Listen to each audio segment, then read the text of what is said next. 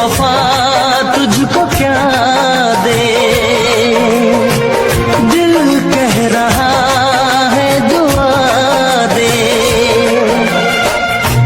अरमा बुझे हैं सपने धुआं है, मर अपना मम्मी के माना हम बनाई बना घर भोगे खाना, तोहरे चलते चुप बानी ना तो झगड़े होइत रोजाना। ए राजा तू तो बुझे न हमरा के अपन रानी निया, होई बुढ़िया तनु करहनी निया ना, दिन भर दौड़त बीत।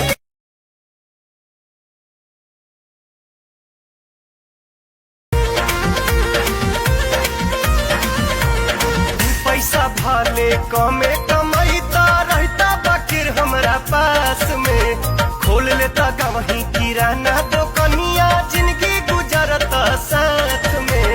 कहत कुछ लाई रुपया, कहत कुछ लाई रुपया, नैहर से हम अपना रहता आखी के सोझा हमरा, परदेसी मोर सजना रहता आखी के सोझा।